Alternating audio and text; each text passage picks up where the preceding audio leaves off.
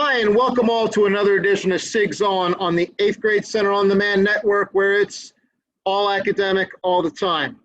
Well, we've had an eventful first week here at the Springford 8th Grade Center, and Dr. SIGG'S thought it was very important to provide parents and students an update about a little bit of a reflection on the first week and some clarification and what we can expect moving forward.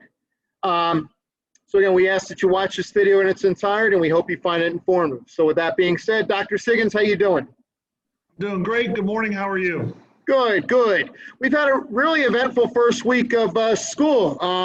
Lots of success and a couple things we can build and improve upon. And I think, you know, that's our goal here. Constantly improve the product and maintain a quality education.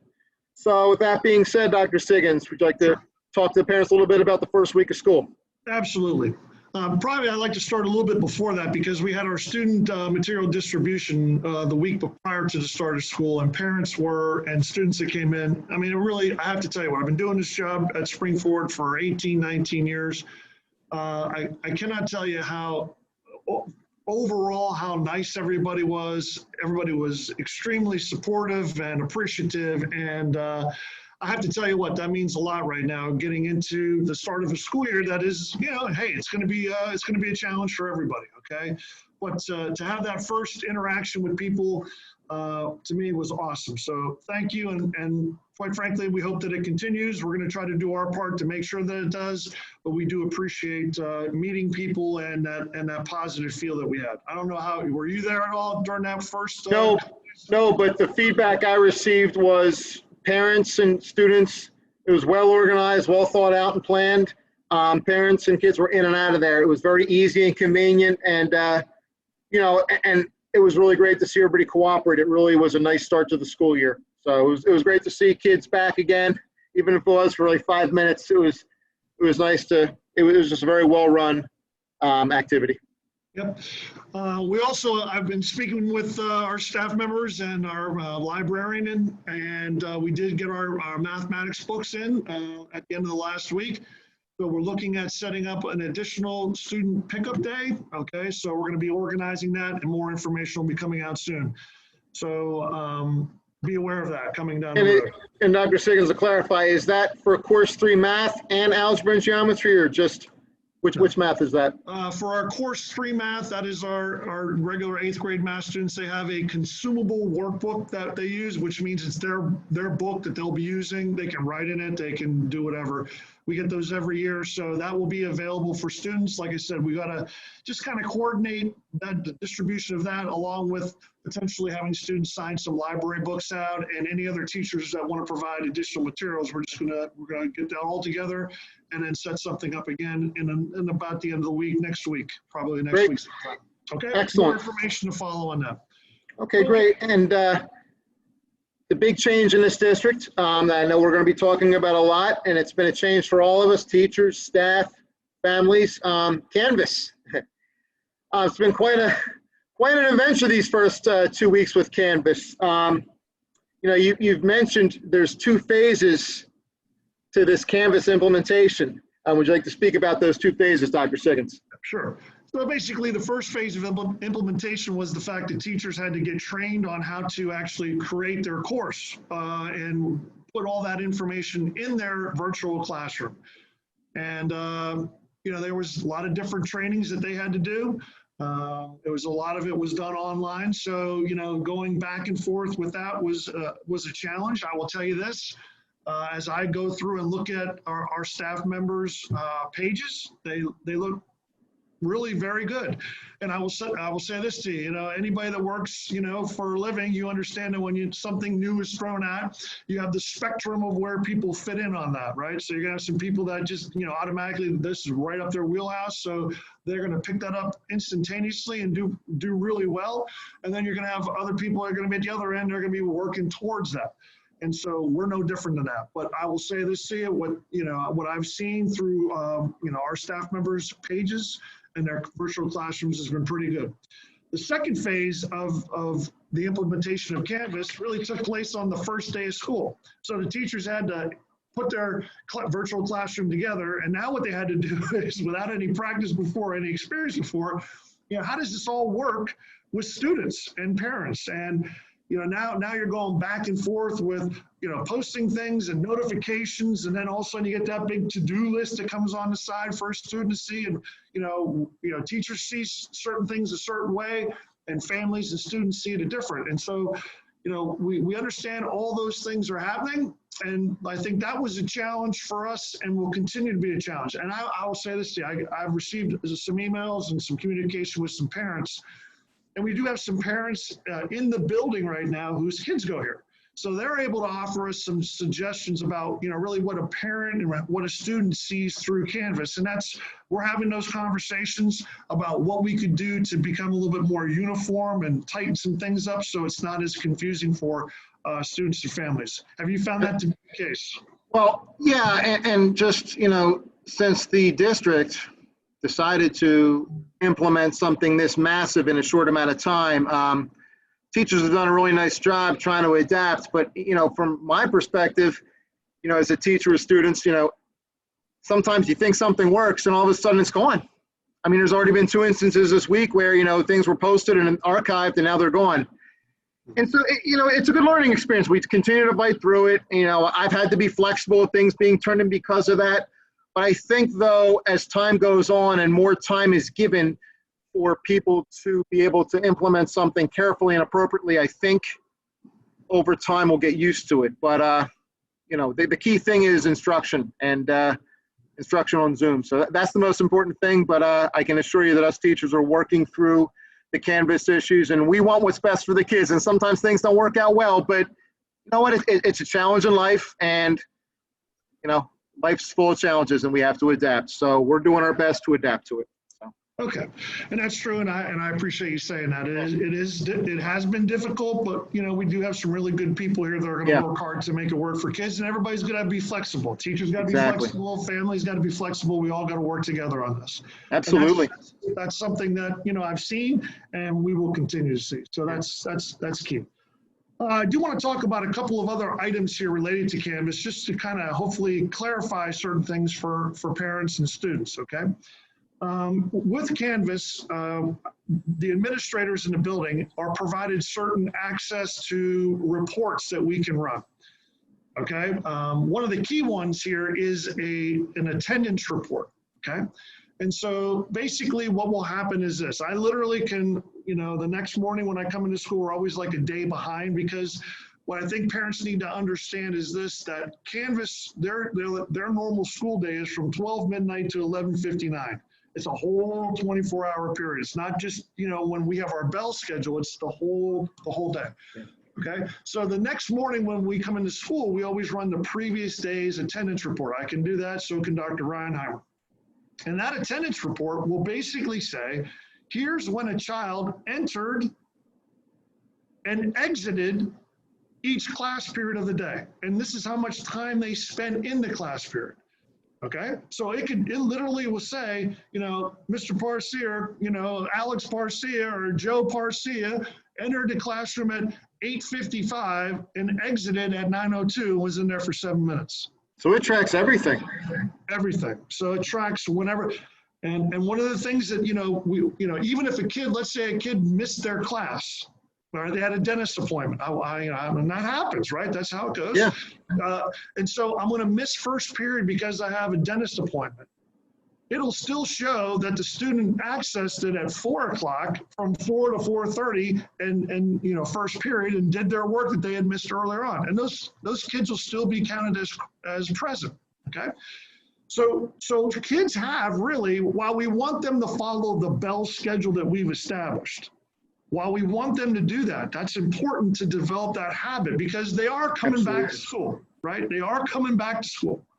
Okay, and so to get them into that frame of mind of, we got to be here and these are the times that we're going to be doing these things, we want them to follow that schedule. But if they can't, for whatever reason, they still have until 11:59 that night to, check in, log into their classrooms, because that gets recorded and they'll be given credit for attendance. The only time you would not be given credit for attendance with this report is if you do not log into that classroom for any period of time at all from 12 midnight to 11:59. Okay. So can I just ask a question for clarity? So when you say, let's look at from a macro perspective, to be in school for the day, how many they have to check into each of their classes at some point during that 12-hour time frame, correct? For that 24-hour time period. 24-hour, okay. So they have to check in each class for it to count for a full school day. Correct. And if you go ahead and if you go through and you follow our bell schedule, like we would like for you to do, and actually be live with your teachers, like we would like for you to do, to help you build that, routine and consistency, then that's good for you. But if you have to miss for whatever reason, you still have access to watch the video of the instruction later on in the day after school, after school hours. You can watch that. And if you log in and do your job in that particular classroom, you will be, the attendance report will indicate that you were there from 6 o'clock to 6:35, and you'll be counted as present.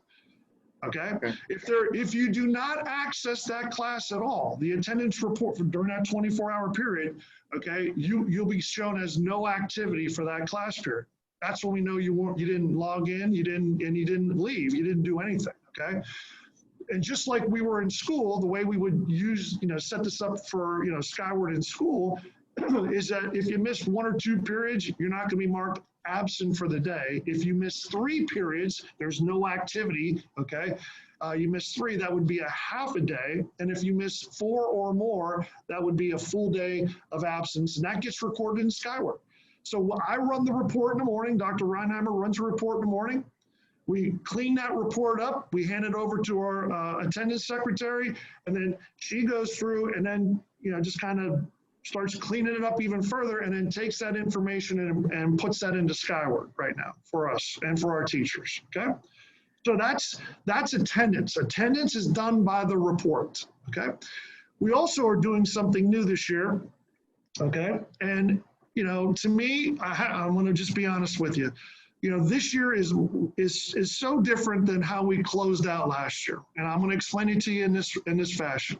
When you start out, whatever grade it is, 8th grade is, you're here with us in 8th grade, there are some important skills and there are some important strategies and some basic foundational content knowledge that we want you to get. And it's critically important that you get it to start the school year out. And you're going to use that all 4 marking periods, okay? Now, last year, those kids that were with us, they were with us for 3 marking periods. So they had that foundational strategies and content knowledge. So, it really was, they very easily could have done well in that 4th marking period, because it's just a simple, application of what we had learned previously. Yeah. Right? The issue this year is that we're learning this, our students are going to be learning this important foundational content material and strategies that we want them to, take from us. They're learning it remotely. Okay. And there are some dangers to, remote learning. Okay. Here's an example. I can log in and I can sit there and pick up my phone, turn my video camera off, and I can not do anything. It's about choices. Yeah. Yeah, it is. And so I literally could log in each one, so I satisfy that, but then I satisfy the attendance part because I'm running the attendance report showing that you logged in and how long you were there. Okay. But then really, what is the level of engagement in the classroom at that point?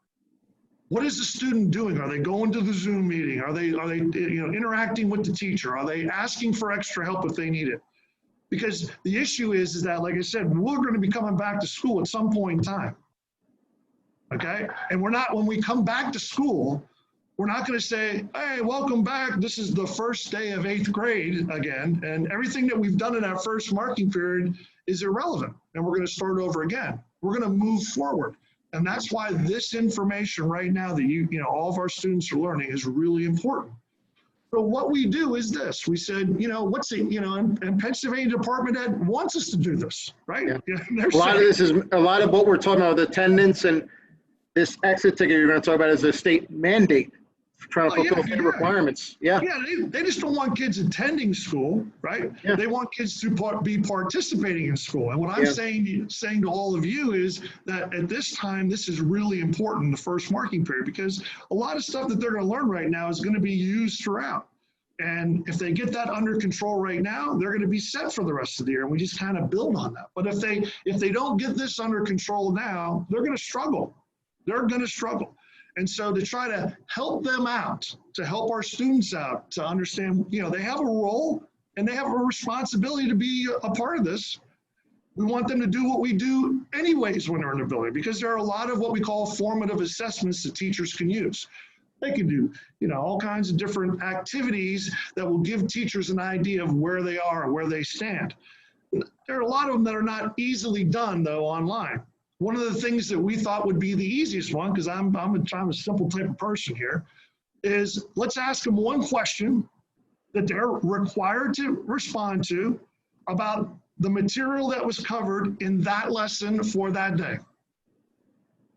That's it. So this isn't like last year where you had that attendance question. Remember that? What's your favorite color? What's your name? What day of the week it is? This is a question that relates to the content taught that day. Right. And so I'm glad you said that, because last year we didn't, Google did not have access to allow us to run reports for attendance. So the way that we had to record attendance last year utilizing Google Classroom was to ask that attendance question. Okay. Canvas provides us with the opportunity to run an attendance report. Like I told you, I could see when you went in, when you left, and how long you were there.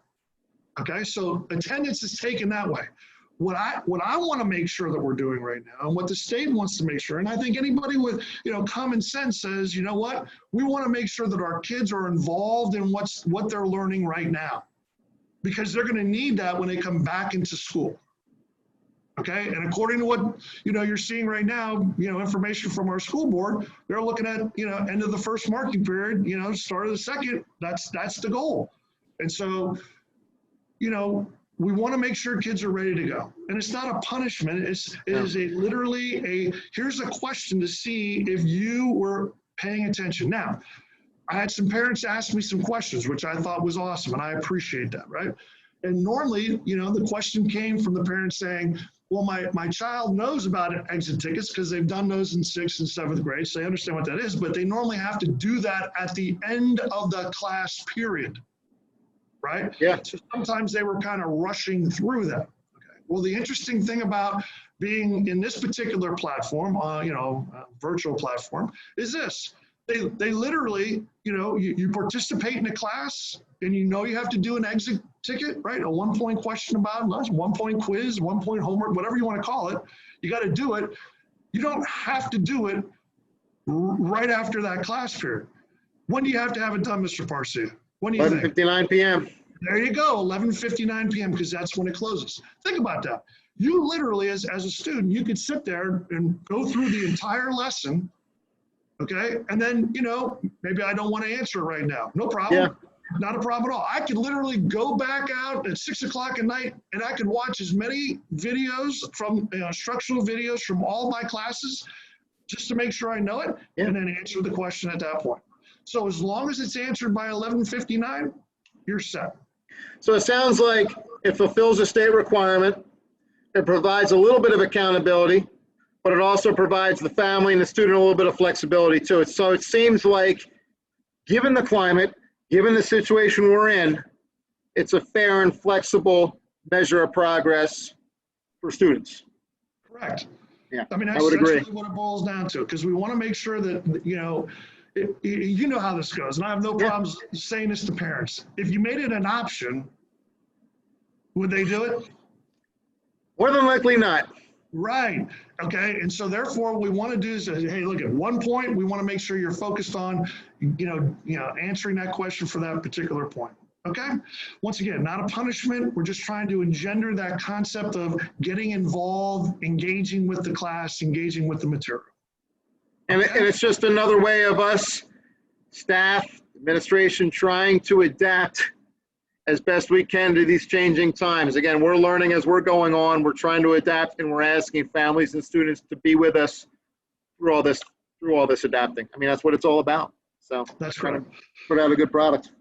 Okay, the next thing I'd like to talk a little bit about, Mr. Parsi, is just, we had some confusion, like, if you will, like, what's expected of students on Monday, Tuesday, Thursday, Friday?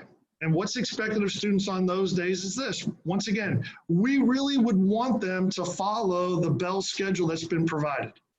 We really would like for them to be in their first period class by 8:45, be a part of the Zoom meeting with their first period teacher, right?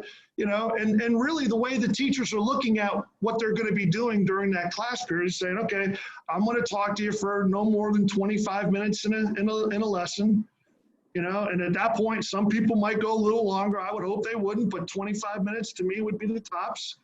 And then at that point, the teacher can say, okay, you now have some time to go work on your assignment. You can go answer the exit ticket. However, if you're unsure what's going on, you could stay in the room with me and I'll help you out, and answer any more questions that you have. To me, that's kind of the way that, we've talked about it with teachers. To me, that's a good way of doing it. Okay, you give them enough time to practice. You give the teacher time for those students that are struggling a little bit to stay after and ask some more questions. The kids that got it, go ahead and move forward and take care of your homework if you have any, and definitely your exit ticket for that period if you want to do it at that time. So ultimately, and as a teacher, we ask that you students please follow the bell schedule. Again, being on Zoom, being present, being engaged really allows good interaction between the student and the teacher. Really will make things much easier for when we return to school in November. I mean, we ask that you really engage in doing what you need to do. Absolutely. Right. So that's Monday, Tuesday, Thursday, Friday. And once again, we talked about this. If you can't make it, okay, no problem. It's just, okay, if you can't make it during that time for whatever reason, you have the rest of the day to do it as long as you do it by 11:59 p.m. You got it. Right? That's all you got to make sure you do. Just get that done. Okay. Now, the question then is, what do we do on Wednesday? Well, Wednesday is that day where there is no live instruction. There are assignments for students to work on in Canvas for each of their seven class periods for that day. Okay. And once again, parents had some good questions about that. Well, should they follow their bell schedule? Well, okay. Well, once again, we're trying to build that consistent routine. So to me, yeah, you could do that. But what happens if I don't want to follow the bell schedule? Am I allowed to not follow the bell schedule and just work my way through the schedule at a time that's convenient for me? Your answer to that, Mr. Parsi, is what? Yeah, follow it at your own pace. Asynchronous. As long as 11:59. 11:59, you're finished. Correct. Okay, so if they would want to start at 3 o'clock and then follow their schedule all the way through and get it done, as long as it's done by 11:59, great. Some kids, and parents asked, they said, well, hey, you know what? In my first period class, I was done in 15 minutes. Do I have to wait to start second period if they're following our bell schedule? Answer to that, no. I mean, there is no interaction with the teacher. Just go ahead and move on. Once again, I run the report. Dr. Reinheimer runs the report. We can see when people logged in, when they did, when they exited, how much time they were in each class. Yep. So Wednesday is kind of a day where, there's some choices there. Our preference would be, especially if your child struggles with the scheduling, maintaining a schedule, follow the bell schedule. But if they're good about it and they can handle it, they have some freedom then to do it when they want, as long as everything is done by 11:59. Or at the very least on that Wednesday, maybe, they can follow the bell schedule. That'd be great for routine. Or at the very least, maybe have your child wake up at the regular time and maybe just start first period at 8, whatever the first period is, 8:45, 8:47, and then say they're done by 9:10 first period, then go to second period 9:10. But at least maybe wake up and just get in that habit of waking up and having a routine. Just trying to maintain routine is going to be key through this online learning. And you got to know your kids. And I know my kids. I got one that he'd want to wait because he does. I mean, I see what he does. Right? He doesn't necessarily want to follow the design bell schedule at their school. I got another one at home that she wants to get up and she wants to just, whether she has to be on time or not, she wants to go through and she sticks to that bell schedule, and that suits her personality. So, parents know their kids best, and I would just encourage them to do whatever, method they feel works best for them at this point in time, knowing and believing that we'll be coming back to school here. And it's hard too, having an eighth grader, you want to give them that freedom of choice, let them have that autonomy because they have to learn from their choices. But yet you still want to be that parent that makes sure you guide them in the right path. So you know your child best. When in doubt, always go back to routine as much as possible in this situation. But again, that Wednesday is more of a flexible day to work at your own pace to get the work done. But make sure, as you always say, Dr. SIGG'S, make sure you get that work done by 11:59 because you guys are going to run that attendance report and we got to follow the state mandates. Right.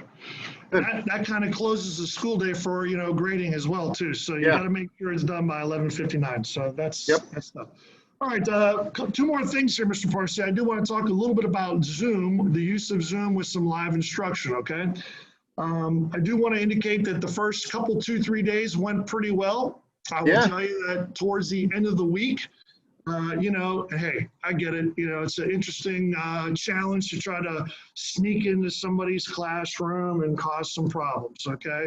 And so that was, that was starting to happen a little bit. And what I'm going to just, what I'm going to just ask is this is not ideal for anybody.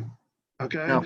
And we do have kids that really, and parents that want their best for their children. Okay. And so, they're going to come in every day and they're going to do what they're being asked to do. What we don't want to have is we don't want people going in there creating a situation that detracts the teacher from being able to do their job and students being able to learn.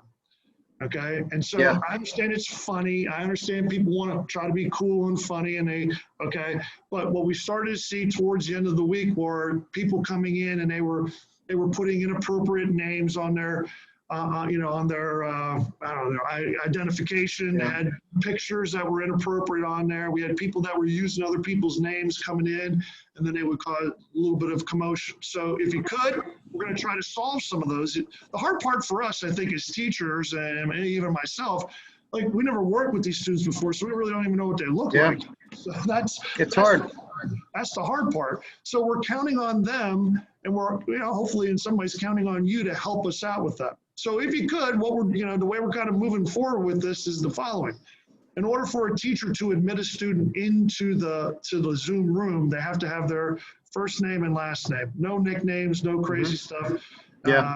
Because if they don't do that, we don't know who they are. They're not coming in. And even if they borrow somebody else's name, we're going to start with that person and that way and work our way back if we have to figure out who did what.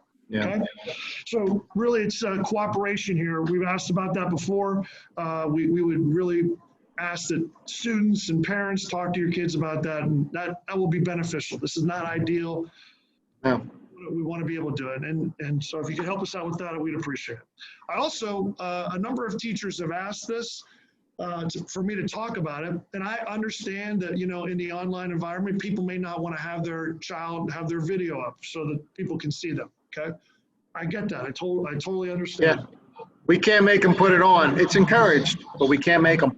That is correct. And so what we want to do, if you feel good about that, one of the things that, our teachers are trying to do early in the years are trying to kind of build that, relationship, even though it's through a computer screen, though, but you'll see people and talk with them.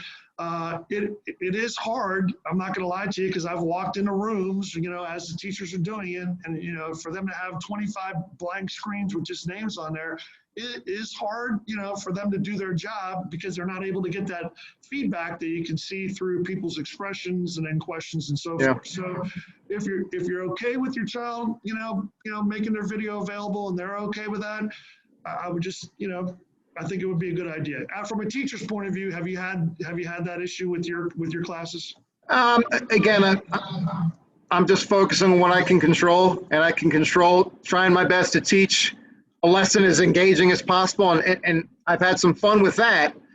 Again, it does help when we see student expressions, even if sometimes if they can't see the board or if they don't understand something, I just ask, can I see a thumbs up or thumbs down? It just gives me that little feedback if I need to repeat something. So again, while I'm not personally going to force a kid to have their camera showing them at home, it really does help if I can just see to get that feedback so I can adjust the lesson. Because again, we just, teachers want to make sure the stuff is being taught as best as we can. And a lot of that depends on student feedback. Yes. And again, if you don't want your kid on the camera, that's fine. We're not going to make, but again, it does help us. It really does. And that's the key, because all we want to do is be able to teach the material. And you've alluded to this already. We know in November, whenever they come back, we want to move on. We have to move on. We have a curriculum and we have to maintain the integrity of our curriculum, and we have to maintain the integrity of what these kids learn, because again, it's the onus is on all of us to prepare the kids for high school. And we still want to make sure we provide a good quality, sound education to do that. And little things like that help us through these challenging situations. So that's one thing. Can I just add one more thing from a teacher's perspective I've noticed? And it can be challenging. Sometimes during the lesson, kids get kicked off the Zoom. Where like they're in the class, and I don't know why, but all of a sudden they're gone and they're back in the waiting room again. And I'm at the blackboard teaching, and I'm trying my best. Sometimes I'm actually teaching, and sometimes, I don't know if you can tell, I'm actually readmitting kids back into the classroom. And it's not easy to do because I hate to see kids miss stuff. But again, that's why I know Dr. SIGG'S, you wanted us to record the main idea of each of the lesson. So in case that does happen, the kids can still get the content. So that's one thing I've noticed. And again, please make sure first and last name is posted on there. We're not letting the kid in. I mean, it's just a safety thing and a educational thing. So, yeah. Yeah, that's the one thing that does happen from time to time is a kid may actually leave the meeting inadvertently. Okay. Yeah. And so that does become a little bit of an issue. And the teachers, it's hard, because they're sometimes at a board or at the smart board and they're doing different things. And to me, what I've seen so far has been pretty good.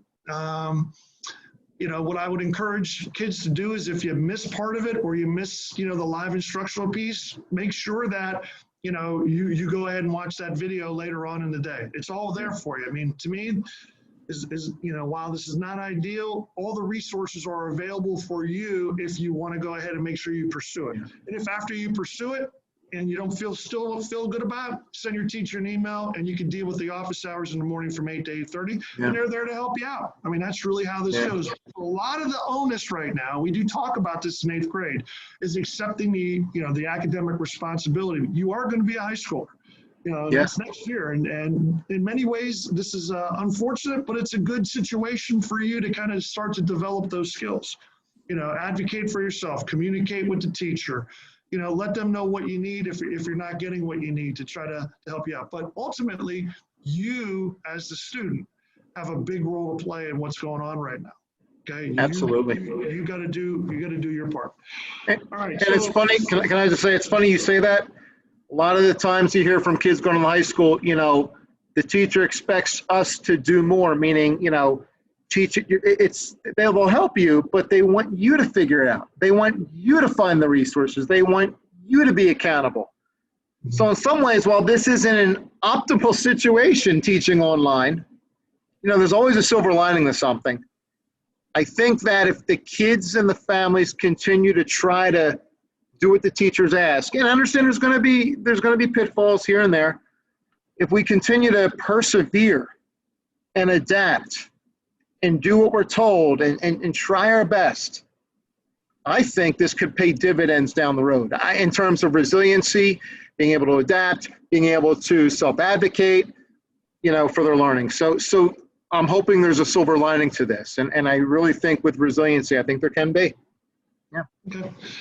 Last thing I want to talk to everybody about is just the fact that I believe it was Friday, we had a meeting with high school athletic directors, middle school athletic directors, and so forth last week, Wednesday or Thursday, I believe. And then Friday, we sent out an email regarding the start of middle school athletics. That information was sent out in an email. Talked a little bit about the fact that middle school sports are going to start Monday, September 1st. Monday, September 21st, next Monday, Good. 3:30 to 5:30. Information's on the Springford School District website under athletics. You can see it's right there. We're going to try to do as many sports and have the kids participate in as many competitions as possible. But not every school in the pack is going to be offering middle school athletics. We just have to do the best that we can with what we have available to us. And I love sports. I know you do too. So to me, I'm glad that they didn't throw the towel in on this one, that they're pushing that forward. We're going to try to get the kids opportunities to play. I think it's great. Yeah, it's great to have some activities back, because the kids are, cramped in their house all day online. Hopefully these opportunities can just get the kids out and about and, interacting with kids again and having some semblance of a normal routine. So that's good to hear. It's excellent. Okay. I think, Mr. Parcia, after the first week, that's really all I really want to talk to parents about, just the attendance part, that we're running a report. We get an exit ticket is a formative assessment. You talked about thumbs up and thumbs down. That's another example of formative assessment. It's easier to do in person, although you can do that one online as well too. Talk about that. Just talk about Zoom and, really the way things should be working out Monday through Friday. Wednesday's a different day. Make sure everybody understands that. But overall, I thought the first week was pretty good. Yeah, I have to admit, even though it was in front of a computer camera, I had a lot of fun teaching again. I mean, it's been fun teaching. It's been a struggle, dealing with the Canvas situation, but, we'll persevere through it. But there have been some positives this week, and there'll be more challenges to come. And, I think it's great that we continue to be as transparent and as upfront as possible to the families out there, and just know that, we're all working through this. We're all going to do our best, and we all want what's best for everybody involved. So I think that was a good video, Dr. SIGG'S. Anything else you want to add?